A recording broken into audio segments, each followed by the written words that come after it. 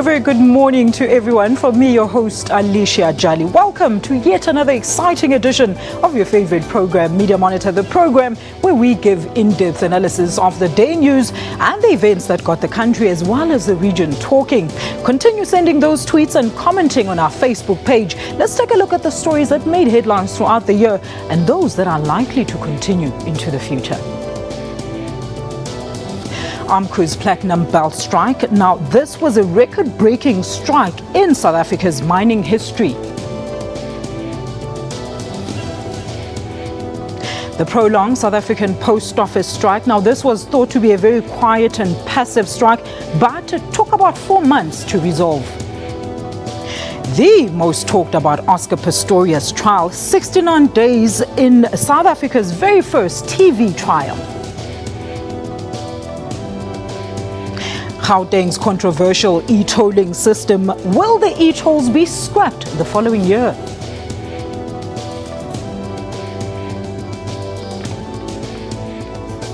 The Ebola virus that plagued West Africa, killing thousands of civilians, over 5,000 killed in the worst ever Ebola outbreak in the history of Africa. You can still share your views by interacting with us on Twitter at SA Media Monitor and on our Facebook page, Media Monitor, including our email address. It's mediamonitor@sabc.co.za.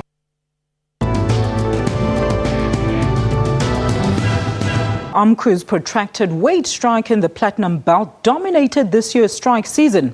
The groundbreaking strike was dubbed as the most expensive strike that impacted hard on the country's economy.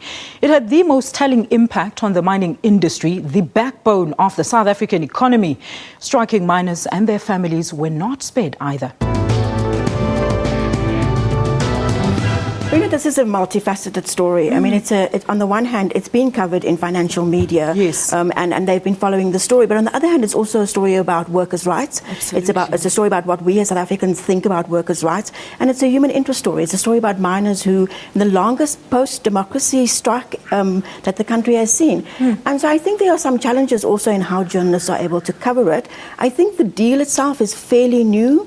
But the ongoing negotiations at the CCMA, for example, there've been some real difficulties about covering that. Absolutely, and I think it speaks also about where we place labour reporting in our media hierarchy. And I think we really need to be looking at it and saying this is a priority issue for South Africa that values democracy and workers' rights.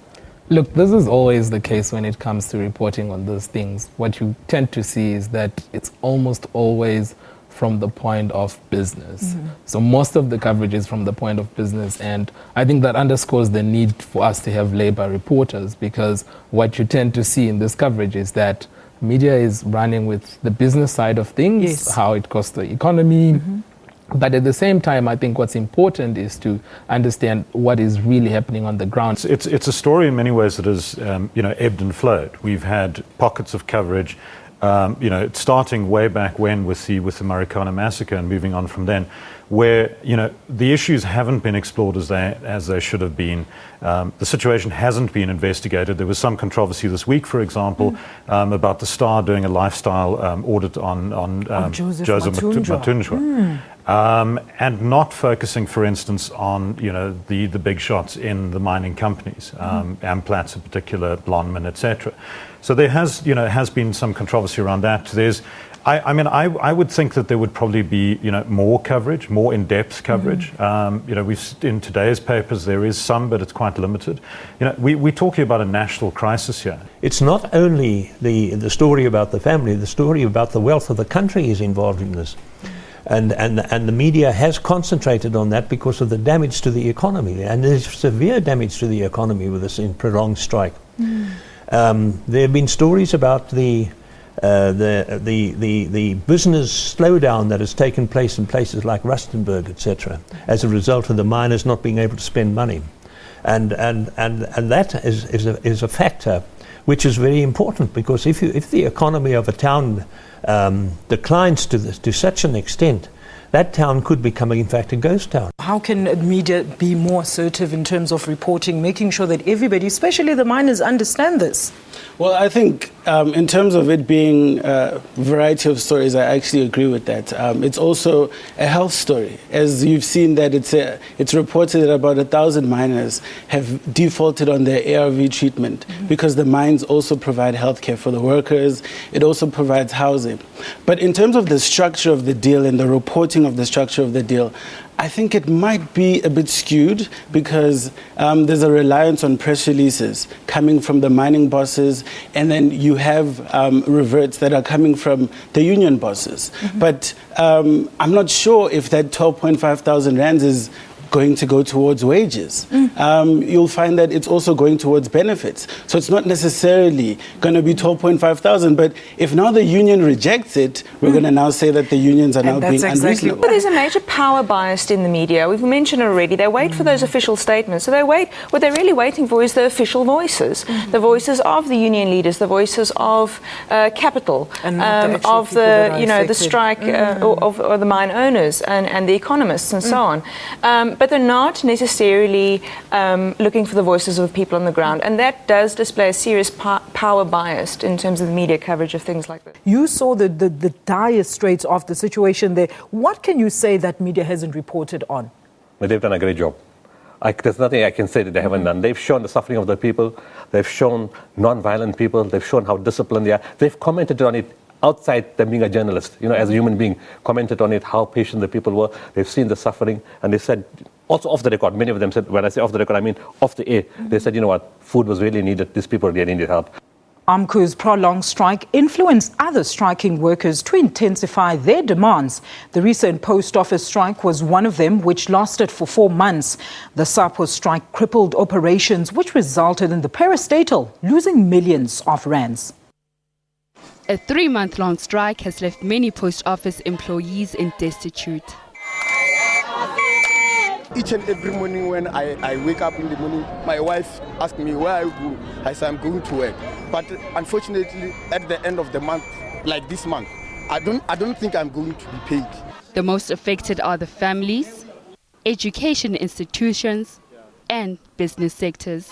I had to use the study material provided from my UNISA. Police were on a lookout as tensions remained high between striking and non-striking workers this week, but no settlement has been reached. Has the media come even close to properly covering the so many different angles of this post office strike?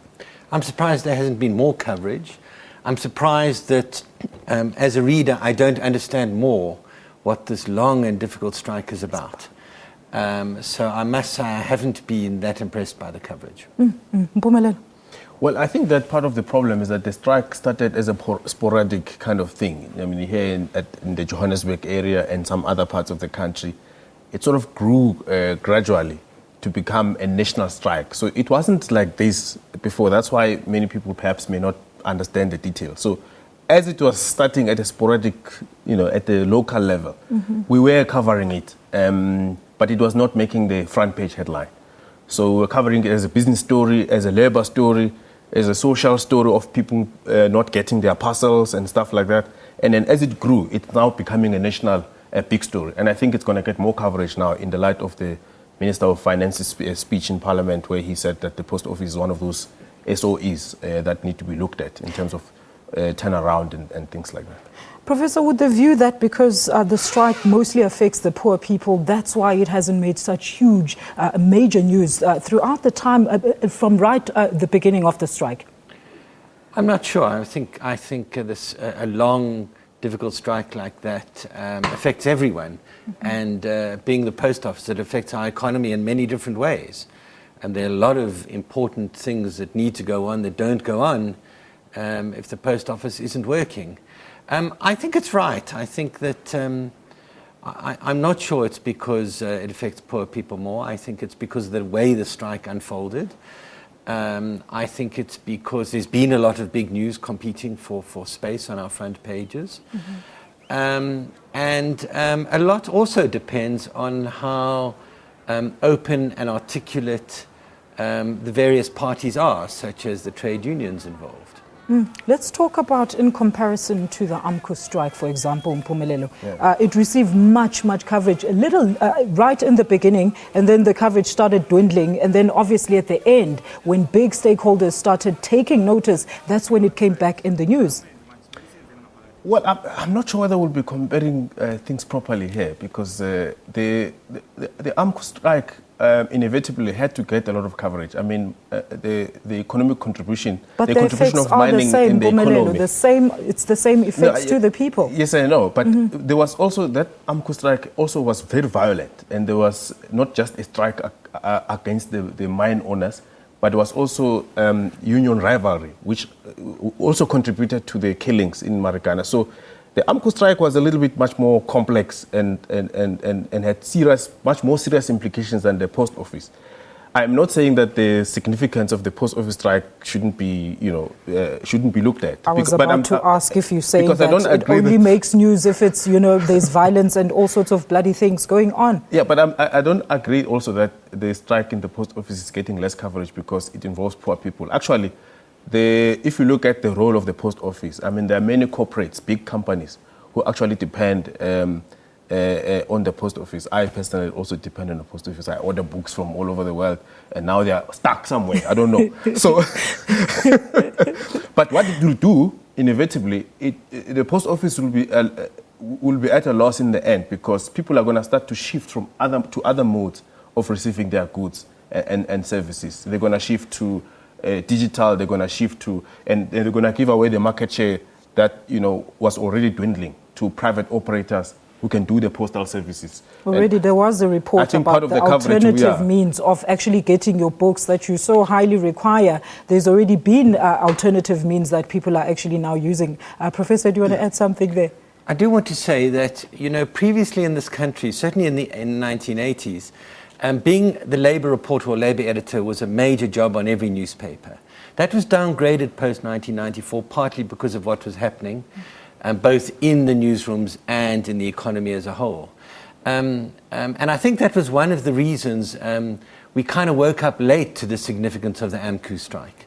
And I think that newspapers are going to have to re-look at the way, the scope, the nature of their Labour coverage, because it's no longer mainly a political story. It's back to being a core Labour story. Absolutely. Now, Mpumelelo, has the media really covered the general effects on people by the strike? I don't think there's been the coverage has been there, but I don't think it's sufficient. Significant.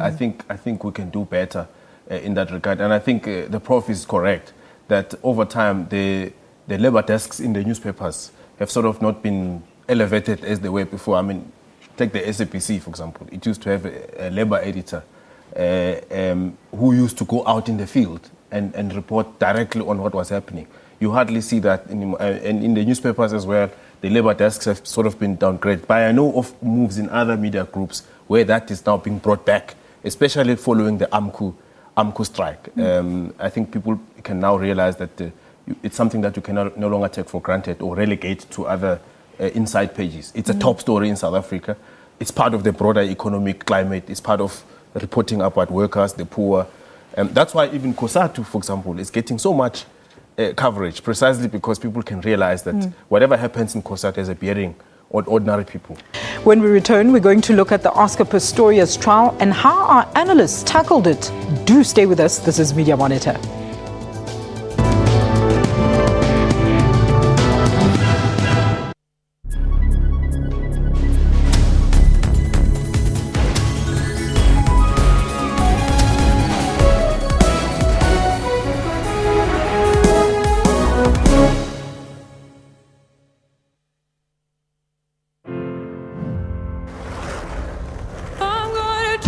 Slow motion playback on our new waterproof smartphone. Don't settle for good, demand great. The new Sony Xperia Z3 series. Demand great and get the waterproof Sony Xperia Z3 smartphone with a 20 megapixel camera for only 499 Rand per month on a Smart Small contract this summer. Power to your best summer in 20 years. Vodacom. Power to you.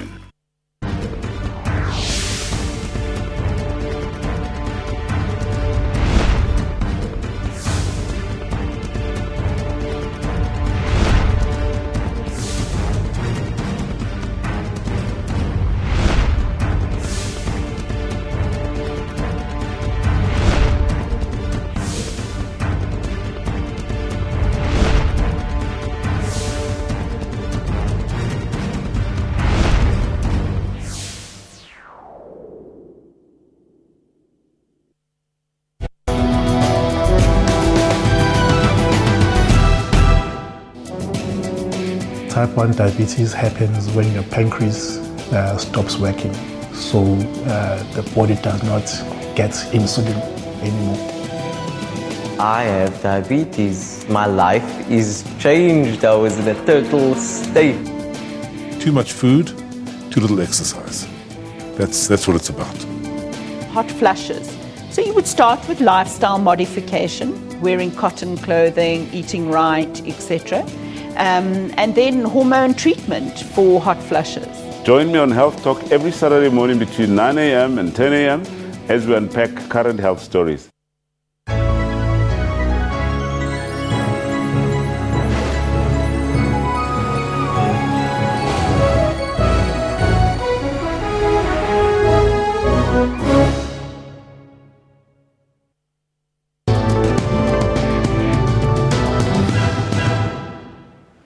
Welcome back. Now, this was the much-awaited televised trial that made headlines locally and internationally. It sparked discussions about the South African justice system, women abuse and the abuse of power. Let's take a look at how the Oscar Pistorius trial captured the imaginations of millions of viewers worldwide and the media frenzy that ensued. Well, I think generally the South African media has been pretty fair in the way that they've treated him, to the extent that they've tried to give a sense of the anger that people feel about saying, well, we don't understand this. I mean, this term dolus eventualis has now entered our lexicon as though it's something that ordinary citizens understand. And Yes. it's still, I'm not sure that I really do understand it, precisely when you get different cases and people being let off for things that perhaps you think they shouldn't. So I think that to the extent that the media have reflected both sides, they've done a good thing, but I'm not sure that we necessarily understand some of the big questions about justice. We're seeing some of them being raised in the newspapers this morning. Revenge versus justice. What does restorative justice mean? How should we be dealing with people? What is the state of our prisons? I mean, we saw some quite comical kinds of discussions in that regard in the court, you know, with one person saying they're hideous beyond measure, you're going to get raped every other day, and others saying, well, you know, actually things that sunshine, roses and lollipops. Now, of course, gentlemen, we're to wait for this trial to learn about the state of our prisons now. But has any journalist ventured into a prison expose and wait, is jail supposed to be comfortable or what when you go in there? Wadim? Well, yeah, we did have a number of journalists over the past couple of years have been reporting about jail, usually as a reaction to, you know, somebody being incarcerated or not. Jackie Salebi, I recall, you know, there was some coverage in terms of, you know, the medical facilities and others. And I think it was the Mail and Guardian that for the past couple of weeks has been looking at Lindlela repatriation camp, you know, for the refugee seekers and asylum seekers. So there is coverage on that one. I think we all understand that jail is not a good place. I'm not sure if we're not over-exaggerating the situation. I think, it's not supposed to be comfortable. Well, it's not supposed to be comfortable. Yes, sure, we've got overcrowding, and you know, obviously it's not a good place. Look, the human rights need to be respected in jail, irrespective of what it is that you've done. And you know, there are certain instances that you know, obviously should never go and happen. And I think a lot of it is hearsay. But I think it's very important that we know more about it, because I think if we're listening to the conversation that we had just as a result of the closing arguments, there is such a difference of opinion of what is right and what is wrong, and it's a discussion that we need to go and have. Unfortunately, this is a very violent society. It's a society where a lot of people end up being incarcerated for the right reasons or for the wrong reasons, or they shouldn't perhaps be and should perhaps be out on parole. It's something that we have to go and deal with, and perhaps something that we have not dealt with, the alternatives to incarceration and the options of alleviating the full jails that we're having. William? I just don't think we're getting anywhere near the nuance. The fact is, if you look at it, there have been some astonishingly good stories in our media over the last couple of years around prisons and how people are treated within our prison systems.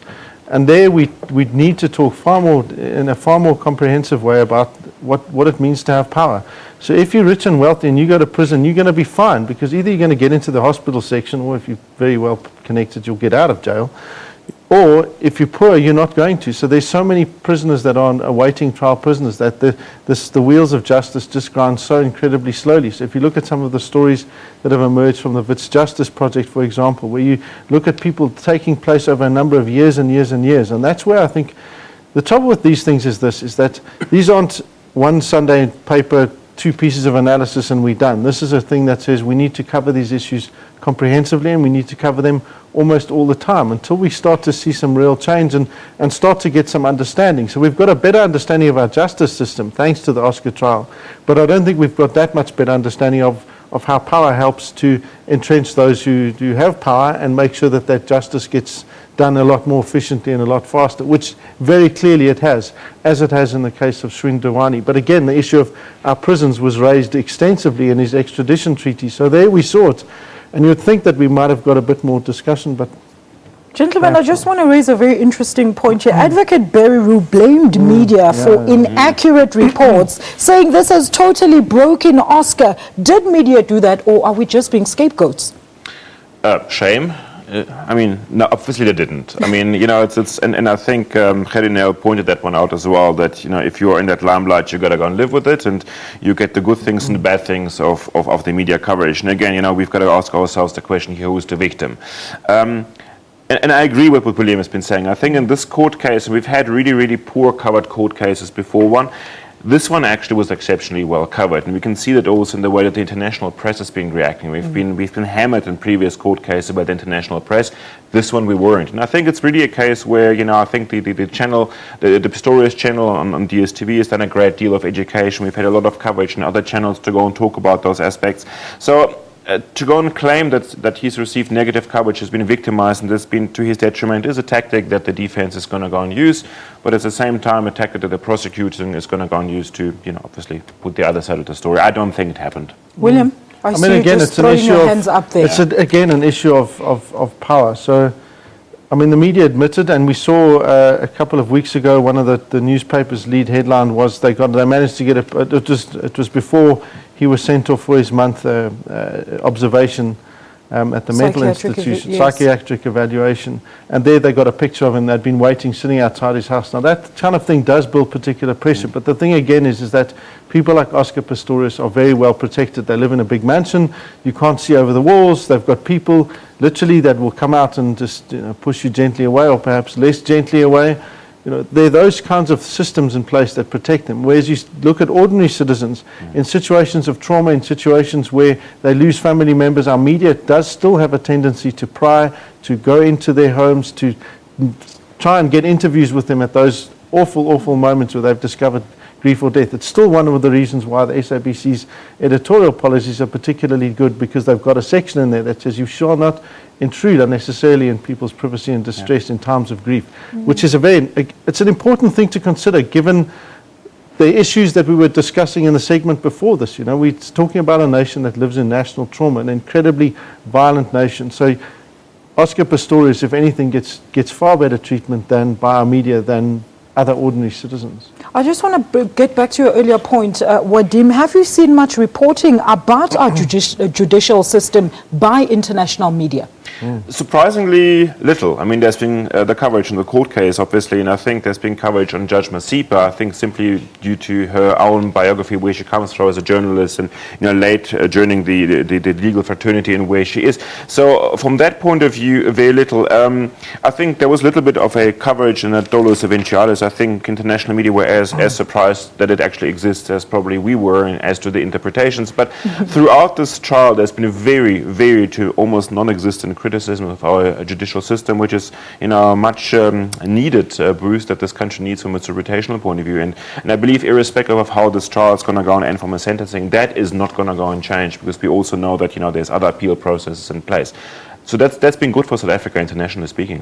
After the break, we continue with the stories that made a huge impact in the media this year. Don't go anywhere. We'll be back shortly after this.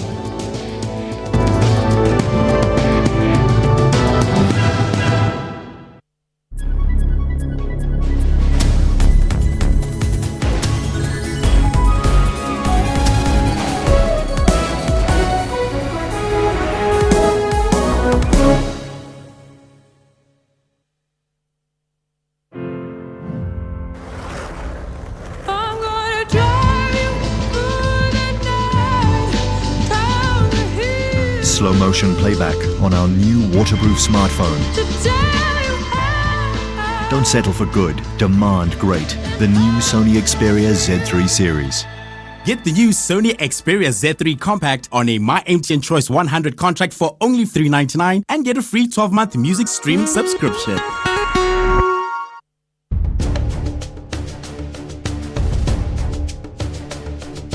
over 20 years now, South Africa has just been one big construction site, building houses. This is the only country in the world that provides free housing. The government has done very well in this particular area. What are the challenges facing human settlements? Most of the people who move into urban centers are looking for jobs, basically, and that increases the pressure in that particular area. We know exactly what needs to be done where and how it should be done. They were also building houses for married staff, and you had the married quarters and the hostels. And all of that stopped. What happened? Nothing has stopped, Mr. Mateza. We cannot solve the housing problems on our own in this country. We cannot wait for government as well. It's a joint venture, if I were to put it like that, between the public sector and the private sector, particularly in the area of mines. That's Rights and Recourse, Sundays 2 p.m. on SABC News. Zoom into Africa. This is the Gambia. The president is Mr. Yahya Jammeh. The Gambia got independent from United Kingdom on 18 February in 1965. The population is more than 1 million people. One of the major languages spoken is Mandinka. Monetary unit is the Dalasi.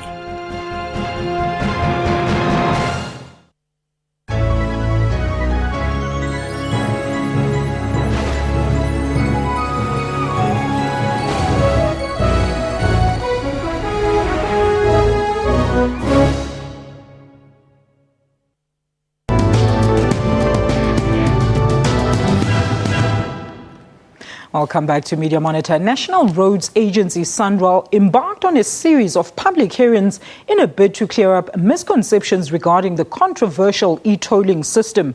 The review panel, appointed by Premier David Makhura, concluded its report, and Gauteng motorists will only hear the outcome next year. Let's take a look. What goes together with the issue around building trust?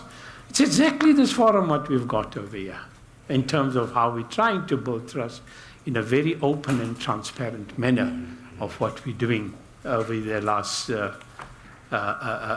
3 days over here. We find it extremely perturbing when we see headlines like this.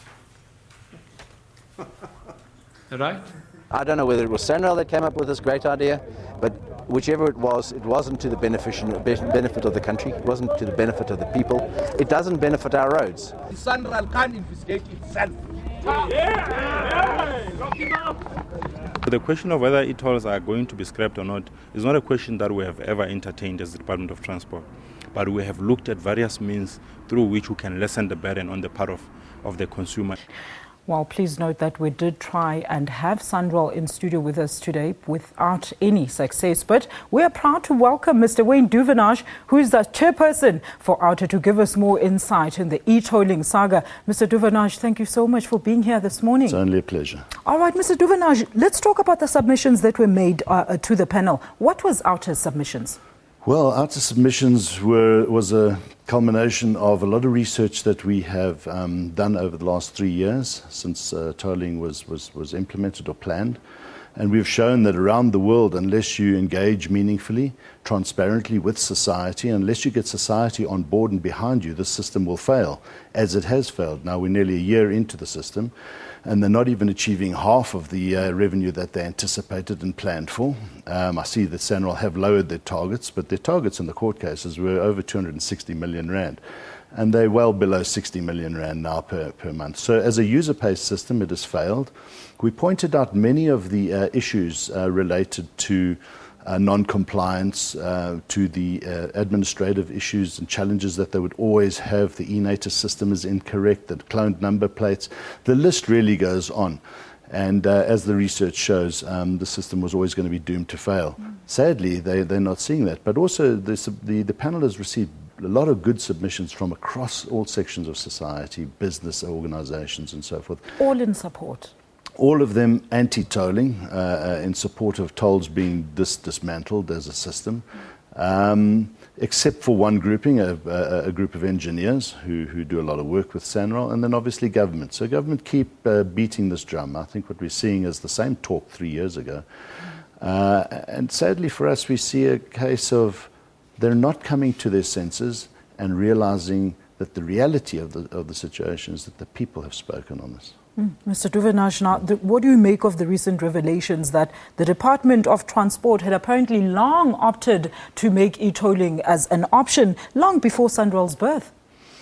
Well, I mean, there's a lot of history on this e-toll matter going back to the Gauteng provincial government in 2006 and so forth. But be that as it may, this system was always one that required to be introduced in conjunction with an integrated public transport system, because you cannot widen roads in the absence of giving people alternatives, because all you'll do is induce congestion, and you have the same problems 5 years down the line. And all the 8.4 to 1 benefit to cost ratios that the system was planned on have fallen by the wayside because the congestion is back again. People are captive on these freeways, and they are social infrastructure mechanisms and really shouldn't be taxed this way. Now, Mr. Duvenage, do you have renewed hope in the e-toll review panel?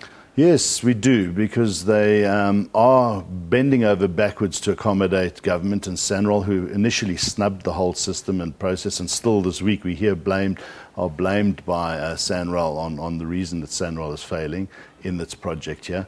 But we do hold hope. In the next few weeks, maybe by early January, they will have disseminated and gone through all the information they've received and put out a report. Now, that report, national government doesn't have to follow, doesn't have to take its recommendations on board, but that's why we keep saying it's actually beyond government now.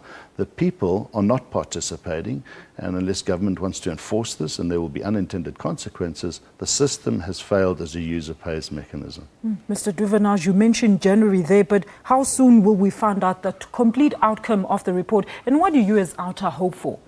Well, we don't know how soon, but you can probably at the latest middle of January next year or before Christmas this year. So in the next 8 to 12 weeks.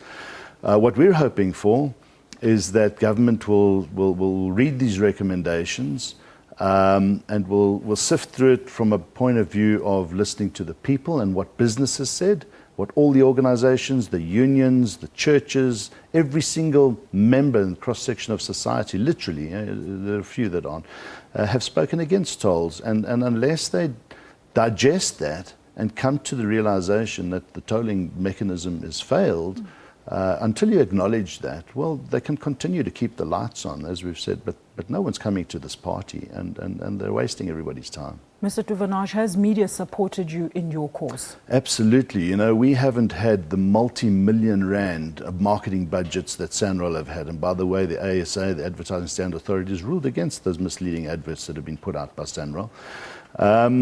And we've had to rely on mainstream media and social media, and we've been very successful in that. So we thank the media for giving both sides of the story as opposed to just listening to what SANRAL has to say. Mr. Duvenage, thank you so much for your time, sir, and your knowledge right here on Media Monitor. When Media Monitor returns, we look at more of the stories that made headlines throughout the year. Do stay with us.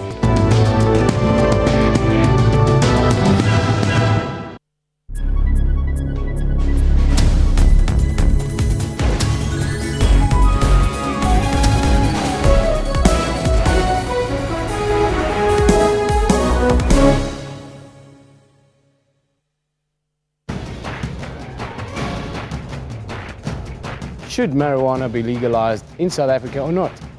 The legalization of dagga is a no to our country. Look at the rate of rape in our country because of people that But you can't say dagga makes people that get are under raped the then. influence of dagga. When a young man comes to you and says, I'm having a problem with dagga, do you send him to jail? We don't send them Then to you already concede that you agree that prohibition is not the answer, Mr. because Panga. our aim is to help them. As is ours. It is you helping them by giving them dagga. How are you going to control this? Just give me a chance. Because if you cannot control it now, as the CYP of South Africa, we say no to the legalization of dagga. No matter what you study, no matter what you tell me, I say no. Watch Newsroom with me, Eben Janssen, weekdays at 9 a.m. on the SABC News channel. Molweni, nda, dumelang, assalamualaikum, namaste, goeiemorgen, Jumbo Africa, and a very warm welcome to AM News here on SABC News Channel 404. The Basic Education Minister, Angie Motshekga, has dismissed the renewed Limpopo textbook saga as a storm in a teacup. They have to collect books the previous year. And it's actually the very principals, if that's what they told me was true, they'll be ill discipline because they were supposed to have collected books so that state doesn't buy books because we don't buy the same books every year. A book is supposed to last for 3 years. So they are supposed to collect them so they don't run short. That's AM News, daily at 10 a.m. on SABC News. 21 Icons is a unique visual journey of some of South Africa's greatest citizens. When I wake up in the morning, I've got a challenge. You succeeded in getting me to do something which is absolutely against my nature. If I do something properly. In celebration to 20 years of democracy, the newly released book 21 Icons offers exclusive access to a remarkable spread of South African legends. It tells their personal stories and unique portraits that reflect our country and, above all, its people. That's Kaleidoscope, Sundays, 5:30 p.m. on SABC News.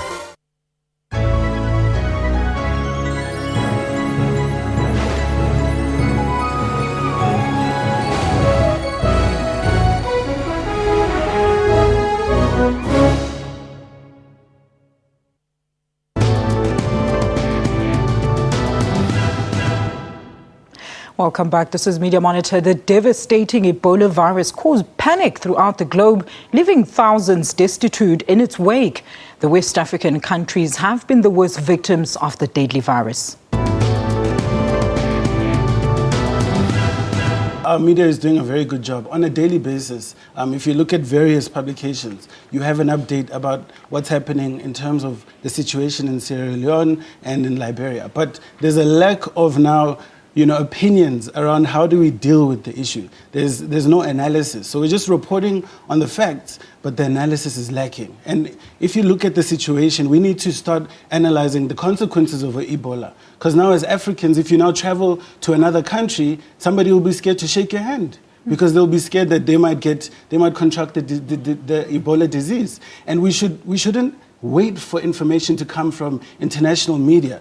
We should start the conversations here so that we can demystify all of the misconceptions and educate our audience and audiences internationally about what Ebola really is. World leaders have described the virus as an international threat that requires fast international response. We have to have 20-fold, 20 times more resources and speed to cut this curve of spread of Ebola virus. West African countries battling with Ebola say the deadly virus is outpacing the world response. They are appealing for more assistance. Meanwhile, other African countries such as South Africa are strengthening their measures to fight the outbreak. We also strengthened port health, the ports of entry, especially OR Tambo International Airport and Lanseria, because we expect that if there's going to be entry in South Africa, the likelihood is that it will be through the two airports. Minister Motsoaledi has described the current outbreak as public health emergency. Panel, I just want us to quickly discuss the coverage of the seemingly slow reaction by the global media. Let's start with you, Shani. Well, if you'll indulge me, Alashi, there's another more pressing issue that I'd like to touch on. I think what is the coverage also reflects on some of the things that are happening in our newsrooms, particularly in South Africa. We are entering a phase when we are now losing sector specialists. We're not getting this kind of analysis that we used to get in the past. For instance, the story that I've been waiting to see is if the global economy is facing a challenge, the IMF has a response plan in place. We have nothing of the sort around health issues. We don't know how.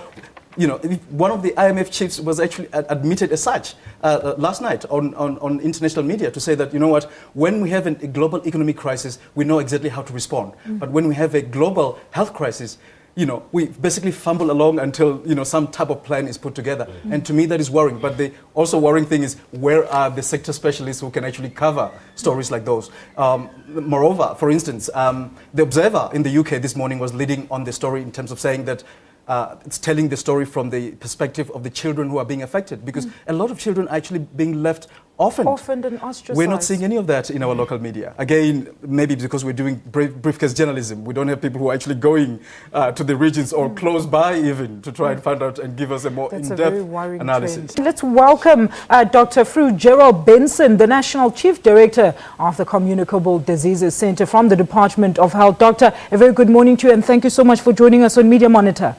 Good morning, Alicia. All right, good now, morning Doctor, to the panel members. Now, Doctor, you've heard what our panelists are saying in studio, but there seems to be little knowledge of this disease. Briefly explain it to us. Well, you've got a disease, a hemorrhagic state that's caused primarily by a virus. Now, you have three types of viruses that can cause viral hemorrhagic fever. You have one that in this particular case, Ebola and Marburg virus, that's bat associated and bat-borne. Then you've got viruses that is arthropod-borne, and those examples are yellow fever and Rift Valley fever. Rift Valley fever is endemic in South Africa that you can get, but the other common one is Congo fever that you can get. And then you have rodent-associated viruses, and those examples are Lassa fever and one type of arenavirus that occurred in South Africa, which is called Lujo virus. It came from Lusaka to South Africa, so therefore Lusaka and Johannesburg, Lujo virus. Thank you so much, Doctor. Please stay on the line. We're going to take some questions for you very quickly. Now, let's just discuss this panel. The local media, have we seen increased awareness on really what the basics of what Ebola really is? Siasanga, what do you think? Well, for me, what I've observed is that in terms of coverage of the general issues around Ebola, we have seen those, especially on television. But more, what we have not seen is actually awareness around the Ebola itself. You know, what is it? You know, what to look for, and all those things. So I found that particular very interesting because one asks themselves, if you know a person displays these symptoms and no one really knows what is happening, are we going to take this as an Ebola case or not?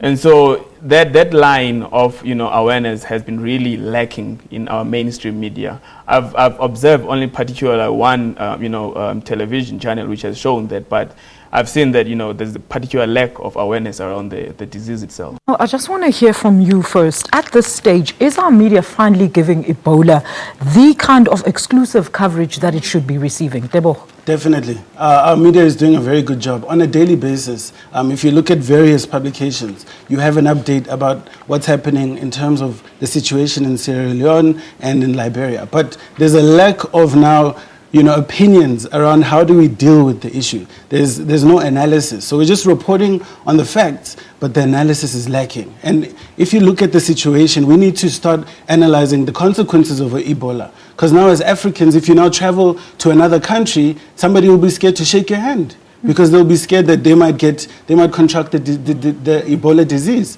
And we shouldn't wait for information to come from international media. We should start the conversations here so that we can demystify all of the misconceptions and educate our audience and audiences internationally about what Ebola really is. Let's go to Cape Town. Juanita, what do you think about the fact that, I just want to ask again, what makes the recent case of course, the US cameraman that was infected with the Ebola virus, we're seeing that he's actually receiving quite a lot of media coverage in relation to all the other Ebola cases that made it to the media. What are your views in Cape Town, Juanita? Yeah, it's quite the nature of media to focus in on one person that they think that people can identify with, or that they think that people would be interested in. So the hundreds and hundreds of Liberians who are sick with Ebola are not focused on it in the same way as one American camera person who happens to be a freelancer, because as was said, that's what the media houses are doing. They are sending in freelancers. Freelancers have much less of a choice in terms of work because, well, they need to work, so they tend to go into dangerous situations anyway.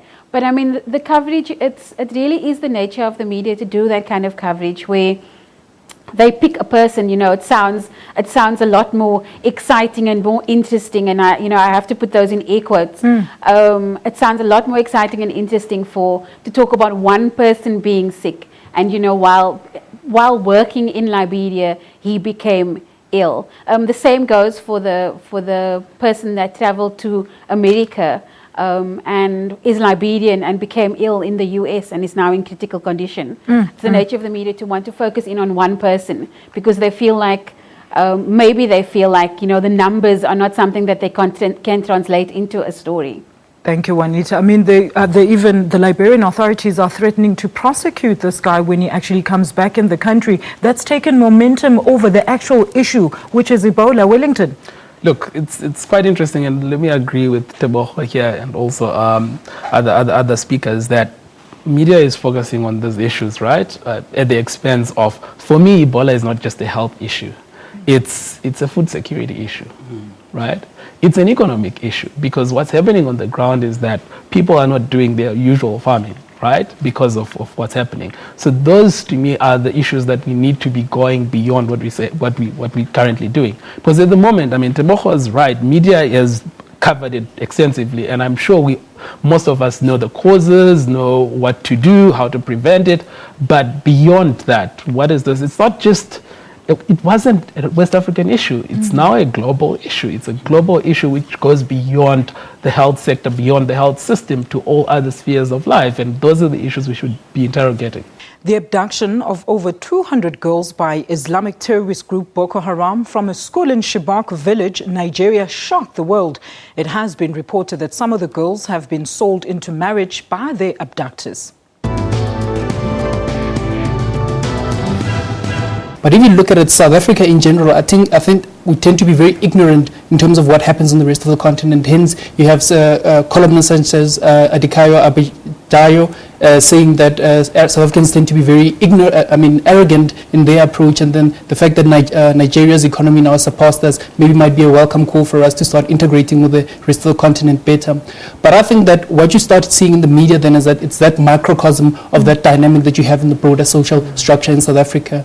But then obviously that is not an excuse for the media, because the media tends to be on the intellectual vanguard of society. So you'd expect that the media would be pushing forward such a progressive agenda in terms of being able to be aware of the broader continent and what's going on. I think another point is that in terms of news reportage, what you've been having is that you be having the establishment of stations such as ANN7, ENCA, even this SABC 24-hour news network. And part of the impetus driving that is that people want to tell African stories for Africans. But then one of the things that's constraining that endeavor is the fact that the news organizations are limited in terms of budgets in order to be able to place foreign correspondents maybe on the rest of the continent and so on. So what you tend to see happening is that you tend to see us siphoning information from those news organizations that tend to have reach on the continent, and that tend to be mainly what you call your British and maybe American news organizations. So that, I think, in itself undermines our capacity to be able to tell African stories for Africans, because what happens is that unless a story is a story in America or in Britain, then the story does not get reported here, precisely because we do not have the supposed news extraction capacity on the ground. So for me, I think one of the things that another thing that an author, I think a Kenyan author by Binyabanga Wainana mentioned, is that even given all of that, when the opportunity arises and there's sufficient awareness about an issue, the one example that he used was the conflict in South Sudan between Riek Machar and Salva Kiir, was that African intellectuals in themselves are very, I think, hesitant to come out and put out views and so on in terms of what's happening on the ground. So what you have is that you have these guys at The Guardian in the UK or whatever coming out and drawing up this article and saying, no, there's ethnic conflict going on there. But then the question that he asks is that why is it that on the continent there's nobody who comes out and gives an alternative view? Because what happens is that those views then tend to drive the news agenda, and then that's all that we ever hear. I think just to reinforce what Miller is saying, just bear in mind that the only reason that the story has become a story is because Mrs. Obama made it a story. Absolutely, and that was my next point. Which I think is a very sad reflection on the way in which we cover it. Absolutely. Let's go back to Minette. Minette, now, how is the Nigerian media's coverage on the story? Are they questioning the government about their plans to rescue the girls? Unfortunately, it's very difficult for us at Media Tenant to actually get access to the Nigerian media.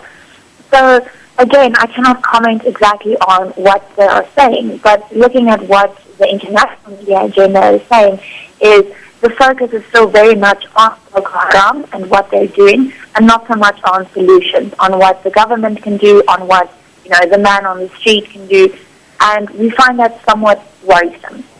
Thank you so much, Minette. And she raises a very valuable point, because most articles seem to be concentrating more on the Boko Haram and nothing much is reported about the victims. What do you say about this kind of reporting, Doctor? No, I mean, I couldn't hear all the things that Minette said now, but I think the point that we made here is that firstly, this is a massive story that should have been covered from day one.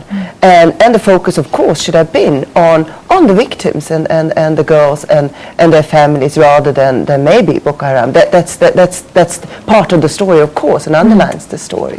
But I do think that the South African media has done a really, really poor job with this story, and I think that has to be said, and the media has to take some flak for that as well. And it's been a focus, as you say, on the celebrities, Michelle Obama, etc., etc. And that is not good news coverage. But really, did the march now by all the Joburg celebrities, impact have any impact in terms of attracting media coverage, Milo? Yeah, but I mean, in South Africa in general, a story is not a story unless there's a toy. Yes, yeah. And unless there's famous people in front of the rally, Professor. Well, yeah, it does have the effect of making it a story here, yeah. It doesn't, unfortunately, influence what happens to the girls, but it does at least heighten awareness here of what is happening. But I mean, when are we going to get more personal about the girls? When are we going to hear about their names, their families, and more? Why isn't media giving us that angle? Make it a humanitarian story.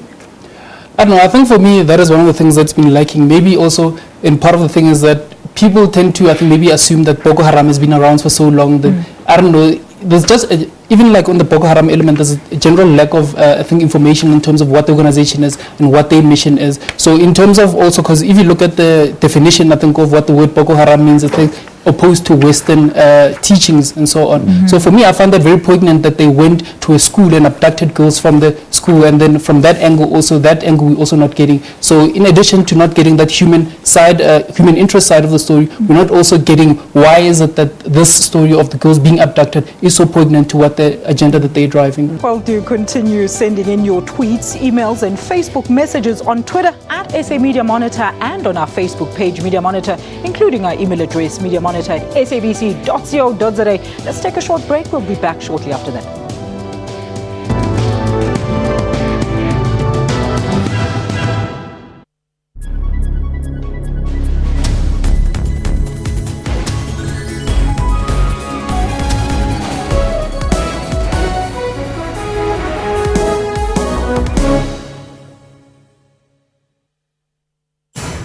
We kick off this week's show by seeing how Kenyans are paying tribute to the victims, as well as not only how they've coped, but how they returned stronger after the attacks. Last year, images of the 4-day Westgate Mall attack saturated front pages. In the Democratic Republic of Congo, artists have assembled to celebrate the peace this war-torn country has not had in a long time. No conflict that can't be solved without a conversation.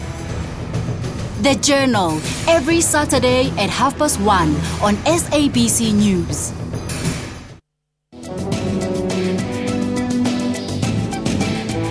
I would say there's no supplements or minerals, something that you can take will completely prevent cancer. Although vitamins help the body produce and use energy, they do not provide energy themselves because they don't contain calories. Supplements also cannot be used to replace foods or make up for poor dietary habits. Cases in Liberia are currently doubling every 15 to 20 days, and those in Sierra Leone and Guinea are doubling every 30 to 40 days. Hi, I'm Dr. Sello Matau. Watch Health Talk every Saturday on SABC News.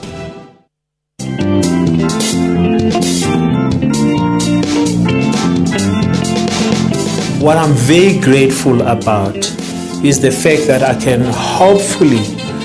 motivate and I can stimulate young kids that are coming up to say, whatever you want to do is within your reach. And I have cancer, and I've survived this terrible, terrible abuse.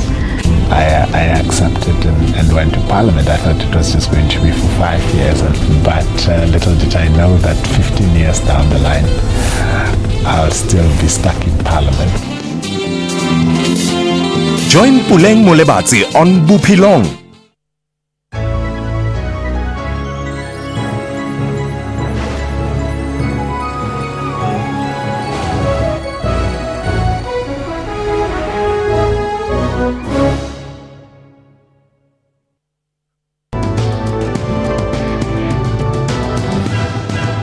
Well, while we take a look at some of the biggest news that got the country and the region talking this year, let's take a look at some of the tweets that you've sent us in regards to those topics. Now, Thandi Chabalala says, I think we are facing a major labor crisis in our demos kratos that involves business, government and the society. At Swank ZA says, ever noticed that the only month there are no strikes in South Africa is December? It must be the bonus and holiday payouts, LOL. More tweets coming through from our viewers. At Lizzie B says, didn't affect me at all. I signed up for e-statements after the last strike. They lost no Christmas bonus for the postman. Ouch. Mamohato Kwandiso says, it has been a tragedy. I can't make my orders and I've lost many job opportunities. More tweets coming through. Kusalwa Mpemba says, when Gerry the bulldozer cross-examined Vole Vomerans and when Roo cross-examined Captain Mangena knew his story. And of course, at Lekos Melane says, I don't remember, my lady. Well, thank you so much for watching Media Monitor throughout the year. Please continue to give us your unwavering support.